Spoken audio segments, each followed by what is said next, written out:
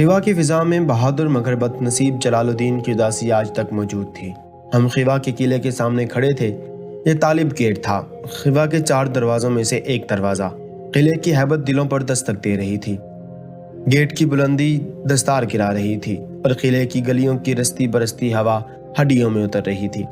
میں بالآخر خیوا کے اس قدیم شہر پہنچ گیا جس کا فسوں 2500 سال سے مقناطیس کی طرح سیاحوں کو کھینچ رہا ہے۔ خیوا کی تاریخ کے اوراق میں گم فقط ایک خاموش شہر نہیں، یہ جادوگری بھی ہے، اور یہ جادوگری ہمیشہ تاریخ کے مسافروں کو اپنے پیروں تلے چھپا لیتی ہے۔ یہ الخوارزمی کا شہر تھا، اس الخوارزمی کا شہر جس نے دنیا کو سن 810 میں الجبرا کی سائنس دی۔ وہ نہ ہوتا تو شاید دنیا میں آج تعمیرات کا ماڈرن فن نہ ہوتا، کائنات کی وسعتیں ماپنے کا ڈھنگ نہ ہوتا، جدید ریاضی نہ ہوتا، اور شاید انسان آج تک چاند پر بھی نہ پہنچا ہوتا۔ یہ البیرونی کا شہر بھی تھا۔ البیرونی خراساں کے گاؤں بیرون میں پیدا ہوا۔ یہ اپنے وقت کی سب سے بڑی فراست تھا۔ یہ بیرون سے نکلا، خیوا پہنچا، یہاں علم و فضل کے موتی باڑنے لگا۔ محمود غزنوی نے سن 1017 میں خیوا فتح کیا تو یہ البیرونی کو غزنی لے گیا۔ البیرونی نے غزنی سے سن 1017 میں ہندوستان چلا گیا اور اس نے ہندوستان کے بارے میں ایک تاریخ الہند کے نام سے شاندار کتاب لکھی۔ یہ کتاب ہندوستان کا پہلا تعارف تھی۔ یہ بولی سینا کا شہر بھی تھا۔ بولی سینا بخارا میں پیدا ہوئے لیکن اسے اصل پذیرائی خیوا میں نصیب ہوئی۔ خیوا کے بادشاہوں نے اس پر نوازشات کے تمام دروازے کھول دیے اور یہ پھر یہاں سے پوری دنیا تک پہنچا، اور یہ جلال الدین مینگوباردی کا شہر بھی تھا، وہ بد نصیب بہادر جس نے چنگیز خان کو پہلی اور آخری مرتبہ شکست دی۔ چنگیز خان ایک آندھی تھا، ایک طوفان تھا۔ وہ منگولیا سے نکلا اور دیکھتے ہی دیکھتے آدھی دنیا اپنے قدموں میں روند دی۔ چنگیز خان کو زندگی میں صرف ایک بار شکست ہوئی، اور یہ شکست خیوا کے آخری حکمران اور دنیا کے آخری خوارزم شاہ جلال الدین مینگوباردی نے دی۔ چنگیز خان مینگوباردی کے حوصلے، بہادری اور عزم پر حیران رہ گیا۔ اس نے ایک دن کہا، کاش کوئی شخص میرے سارے بیٹے لے لے اور مجھے جلال الدین دے دے، میں پوری دنیا فتح کر لوں گا۔ یہ وہ بد نصیب بہادر تھا جس کے بارے میں علامہ اقبال نے دشت تو دشت ہے دریا بھی نہ چھوڑے ہم نے، بحر ظلمات میں دوڑا دیے گھوڑے ہم نے جیسا شعر لکھا، جس کے کارنامے پر چنگیز خان نے پینٹنگ بنوائی، اور یہ پینٹنگ آج بھی برٹش میوزیم لندن میں موجود ہے۔ جلال الدین مینگوباردی کون تھا؟ یہ خیوا سے اٹک، کالا باغ اور بھکر کیسے پہنچا؟ اس نے لاہور کیسے فتح کیا؟ یہ اوج شریف کیوں پہنچا؟ اور یہ 32 سال کی عمر میں مرنے کے باوجود پوری زندگی چنگیز خان کے دل میں کیوں رہا؟ یہ ساری کہانی آگے آئے گی، لیکن آپ پہلے خیوا کے بارے میں سنیے۔ یہ کیا ہے اور یہ کہاں واقع ہے؟ خیوا ازبکستان کا جنوبی شہر ہے۔ یہ دنیا کے قدیم ترین شہروں میں شمار ہوتا ہے۔ یہ آج سے 500 سال پہلے تک دنیا کا سب سے بڑا کلچرل سینٹر سمجھا جاتا تھا۔ یہ شاہراہ ریشم پر واقع تھا۔ یہ یورپ سے لے کر چین تک اور چین سے لے کر ہندوستان تک لاکھوں کروڑوں لوگوں کی خواہش تھا۔ یہ شہر حضرت نوح علیہ السلام کے صاحبزادے سائم نے آباد کیا تھا۔ آج بھی قلعے میں ان کے ہاتھوں کا کھودا ہوا کنواں موجود ہے۔ آپ اگر سینٹرل ایشیا کا نقشہ سامنے پھیلائیں تو آپ کو جہاں ازبکستان، قزاقستان اور ترکمانستان ملتے دکھائی دیں گے، آپ کو خیوا شہر وہاں ملے گا۔ یہ شہر ماضی میں خوارزم نامی ملک کا دارالحکومت تھا۔ یہ ریاست سکندر اعظم کے خیوا پر حملے سے سن 980 سال قبل قائم ہوئی۔ یہ ایک وسیع ریاست تھی۔ اس میں ترکمانستان، ایران، ازبکستان اور قزاقستان کے علاقے شامل تھے۔ آپ کو خیوا اور خوارزم کا ذکر ایران کے اساطیری قصوں میں بھی ملے گا۔ آپ گلستان اور بوستان میں بھی اس شہر کا ذکر پڑھتے ہیں۔ خیوا ایریل سی کی ہمسائیگی میں بھی واقع ہے۔ ایریل سی سن 1975 تک صاف پانی کا سمندر تھا۔ سینٹرل ایشیا کے 2 بڑے دریا آمو، سریا ہزاروں سال تک ایریل سی میں گرتے رہے، لیکن پھر 70 کی دہائی میں سوویت یونین نے ان دونوں دریاؤں کا رخ موڑ دیا، اور پھر اس کے بعد دنیا کی تاریخ میں ایک عجیب واقعہ پیش آیا۔ لاکھوں میل تک پھیلا سمندر خشک ہو گیا۔ آج 35 برس بعد ایریل سی کی جگہ ایک طویل صحرا ہے۔ آپ اگر اس صحرا کے کنارے پہنچ جائیں تو آپ ریت کے سمندر میں بحری جہازوں کے ڈھانچے دیکھ کر حیران رہ جائیں گے۔ یہ ڈھانچے ان جہانی ایریل سی کی آخری نشانی ہے۔ آپ کو اگر زندگی میں موقع ملے تو آپ قزاقستان، ازبکستان یا ترکمانستان کے آخر میں ایریل سی تک ضرور جائیں اور اپنی کھلی آنکھوں سے خشک سمندر اور ریت کے اس خشک سمندر میں بحری جہازوں کے ڈھانچے دیکھیں۔ آپ کے لیے یہ لائف ٹائم تجربہ ہوگا۔ خیوا ایریل سی کی ہمسائیگی میں واقع ہے۔ یہ تاریخ کا اہم ترین شہر تھا۔ یہ شہر سکندر اعظم نے 328 قبل مسیح میں فتح کیا، جبکہ عرب 712 میں خیبہ پہنچے۔ یہ شہر قطبہ بن مسلم نے فتح کیا۔ 10ویں صدی میں مقامی تاجروں نے علم بغاوت بلند کیا، آزادی حاصل کی، خوارزم کی ریاست قائم ہوئی اور حکمران خوارزم شاہ کہلانے لگے۔ خیبہ کے گرد مضبوط اور طویل فصیل بنائی گئی۔ یہ فصیل آج بھی قائم ہے۔ یہ مٹی اور پتھروں کی 10 میٹر اونچی، 8 میٹر چوڑی اور 2200 میٹر طویل فصیل ہے۔ آپ دور سے فصیل دیکھتے ہیں اور اس کی ہیبت آپ کے دل میں بیٹھ جاتی ہے۔ شہر فصیل کے اندر آباد تھا۔ یہ شہر تجارت، علم، سائنس اور کلچر کا عظیم مرکز تھا۔ شہر میں 80 مدارس تھے۔ ان مدارس میں پورے سینٹرل ایشیا سے طالب علم آتے تھے۔ ان میں 27 مدارس آج بھی سلامت ہیں۔ شہر کے اندر کاروان سرائی بھی تھے، محلات بھی، حمام اور بازار بھی۔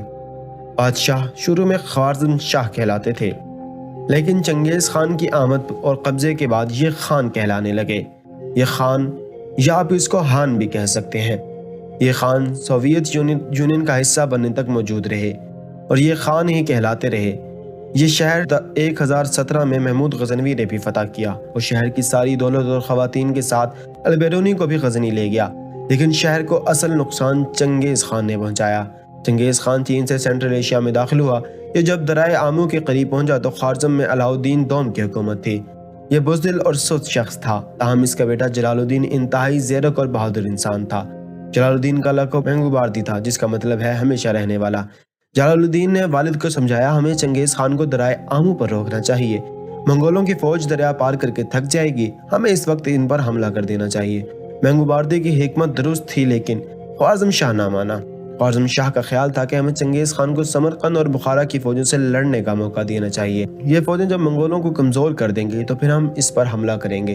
یہ حکمت عملی غلط ثابت ہوئی، کیونکہ منگولوں نے دریائے آمو عبور کرتے ہی تباہی مچا دی۔ چنگیز خان سمرقند آیا اور اس نے پورا شہر جلا کر رکھ دیا، کھوپڑیوں کے مینار بنائے اور آگے بڑھ گیا۔ بخارا کے ساتھ بھی یہی ہوا، یہ شہر بھی جلا کر کوئلہ بنا دیا گیا۔ منگول اس کے بعد خیبہ کی طرف بڑھے، شہر کا محاصرہ ہوا تو خوارزم شاہ علاؤ الدین عوام کو چھوڑ کر بھاگ گیا اور کیسپائن سی کے ویران جزیرے میں پناہ گزین ہو گیا۔ وہ جزیرے میں بیمار ہوا اور جلاوطنی کے عالم میں انتقال کر گیا، جبکہ چنگیز خان نے خیبہ کی اینٹ سے اینٹ بجا دی۔ منگولوں نے کل آبادی قتل کر دی، شہر لوٹ لیا اور گھروں کو آگ لگا دی۔ خیبہ میں کھوپڑیوں کے مینار، خون، ہڈیوں اور راکھ کے سوا کچھ نہ بچا۔ خوارزم شاہ کے انتقال کے بعد جلال الدین بادشاہ بن گیا۔ وہ خیبہ کی شکست سے اس قدر شرمندہ تھا کہ اس نے خوارزم شاہ کا لقب چھوڑ دیا اور سلطان کہلانے لگا۔ مینگوباردی نے فوج جمع کی اور منگولوں پر حملے شروع کر دیے۔ وہ حملے کرتا کرتا افغانستان پہنچا۔ افغانستان میں اس نے شمالی افغانستان کے قبائلی، تاجک قبائل اور خوارزمی قبائل پر مشتمل فوج بنائی۔ کابل کے شمال میں پروان کے علاقے میں منگولوں سے لڑائی ہوئی اور جلال الدین یہ جنگ جیت گیا۔ یہ چنگیزی فوج کی پہلی اور آخری شکست تھی۔ شکست نے چنگیز خان کو حیران کر دیا اور اپنے تینوں بیٹوں کے ساتھ طویل لشکر لے کر مینگوباردی کے تعاقب میں نکل پڑا۔ جلال الدین اس کا مقابلہ کرنا چاہتا تھا، لیکن بدقسمتی سے سفید گھوڑے کی ملکیت پر اس کے سسر اور تاجک سردار کے درمیان اختلاف ہو گیا اور تاجک فوجی رات کے اندھیرے میں اسے اکیلا چھوڑ کر چلے گئے۔ جنگ ہوئی اور جلال الدین کو ہندوستان کی طرف بھاگنا پڑا تو راہ خیبر پار کیا اور وہ پنجاب کی طرف روانہ ہو گیا۔ چنگیز خان بھی اس کے تعاقب میں ہندوستان داخل ہو گیا۔ جلال الدین اپنی طاقت میں اضافہ کرنے کے لیے چھوٹے بڑے شہر فتح کرتا رہا۔ وہ ڈیائی خان بھی آیا، اس نے بھکر بھی فتح کیا۔ وہ آخر میں ایک ایسی جگہ پہنچ گیا جہاں آج کالا باغ کا قصبہ اور اٹک شہر ہے۔ آپ اگر موٹر وے کے ذریعے اسلام آباد سے پشاور کی طرف جائیں تو آپ جب دریائے سندھ کے قریب پہنچیں گے تو آپ کو موٹر وے کے دائیں جانب ایک چھوٹا سا گاؤں نظر آئے گا۔ یہ گاؤں ہنڈ کہلاتا ہے۔ ہنڈ ماضی کا اہم ترین شہر تھا۔ یہ بدھ مت کے دور میں پشاور ویلی کا دارالحکومت تھا۔ یہ سلطنت افغانستان سے لے کر اٹک اور اٹک سے لے کر سوات تک پھیلی تھی۔ ہنڈ، اٹک اور کالا باغ کے ایریا میں جہاں دریائے کابل دریائے سندھ سے ملتا ہے، جلال الدین وہاں کشتیوں کا پل تیار کر رہا تھا، لیکن پل مکمل ہونے سے قبل منگول فوج وہاں پہنچ گئی۔ منگولوں اور مینگوباردی کی فوجوں میں لڑائی ہوئی۔ مینگوباردی کو شکست ہو گئی۔ چنگیز خان اسے زندہ گرفتار کرنا چاہتا تھا۔ منگولوں نے جلال الدین مینگوباردی کو گھیر لیا۔ اس وقت اس کے 3 اطراف منگول سپاہی تھے اور پشت پر دریائے سندھ پوری تغیائی کے ساتھ بہہ رہا تھا۔ جلال الدین نے گرفتار ہونے کے بجائے گھوڑے کو ایڑ لگائی اور گھوڑے کی سمت دریائے سندھ میں چھلانگ لگا دی۔ وہ گھوڑے کے ساتھ تیرتا ہوا دریائے سندھ کے پار پہنچ گیا۔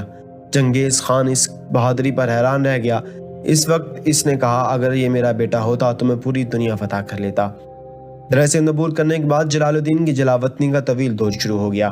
وہ دہلی گیا، سلطان التمش سے ملا اس سے منگولوں کے خلاف مدد مانگی۔ التمش نے اس کے خلاف اعلان جنگ کر دیا۔ وہ لاہور سے نکلا، اوج شریف پہنچا، ناصر الدین قباچر کو شکست دی اور سندھ کی طرف نکل گیا۔ وہ فوج جمع کرتا رہا اور ایران پہنچا۔ 1224 میں منگولوں پر حملہ کیا مگر کامیاب نہ ہوا۔ وہ وہاں سے کشیا پہنچا، آذربائیجان فتح کیا، تبریز کو دارالحکومت بنایا، جارجیا فتح کیا، تبلیسی شہر کی اینٹ سے اینٹ بجا دی، ترکی پہنچا، ترکی کے سلجوقیوں کے ساتھ منگولوں کے خلاف اتحاد بنانے کی کوشش کی۔ دال نہ گلی، سلجوقیوں نے بعد ازاں ایوبی فوج کے ساتھ جلال الدین کے خلاف اتحاد قائم کر لیا۔ یہ دونوں مل کر جلال الدین پر حملہ آور ہوئے۔ وہ انہیں سمجھاتا رہا مسلمانوں کو اصل خطرہ منگولوں سے ہے، لیکن وہ اسے مارتے رہے یہاں تک کہ وہ سلجوقیوں اور ایوبیوں کے خلاف زندگی کی آخری جنگ ہار گیا۔ وہ شکست کھانے کے بعد دریائے بکر کی طرف نکل گیا۔ راستے میں اسے کرد لٹیروں نے گھیر لیا۔ وہ انہیں سمجھاتا رہا میں ایک بڑی جنگ کرنا چاہتا ہوں، لیکن لٹیروں نے اسے قتل کر دیا۔ یوں دنیا کا ایک ایسا عظیم مسلمان سپاہی 32 سال کی عمر میں لٹیروں کے ہاتھوں مارا گیا، جس کی بہادری نے چنگیز خان تک کو حیران کر دیا تھا۔ جلال الدین کے مرنے کے بعد سلطان صلاح الدین ایوبی نے خوارزمی سپاہیوں کو اپنے لشکر میں شامل کر لیا۔ یہ سپاہی 1243 میں یروشلم پہنچے اور انہوں نے 1244 میں بیت المقدس فتح کیا۔ بیت المقدس 1917 تک مسلمانوں کے قبضے میں رہا۔ آج کی ویڈیو کا ہم یہیں پر اختتام کرتے ہیں۔ مزید تاریخی ویڈیوز دیکھنے کے لیے ہمارا چینل غالب ٹی وی سبسکرائب کر لیجئے اور بیل آئیکن کو دبا دیجئے۔ ہم آپ کے لیے ایسی ہی ویڈیوز لے کے آتے رہیں گے۔ ملتے ہیں اگلی ویڈیو میں۔ اپنا خیال رکھیے گا، دعا میں یاد رکھیے گا۔ فی امان اللہ۔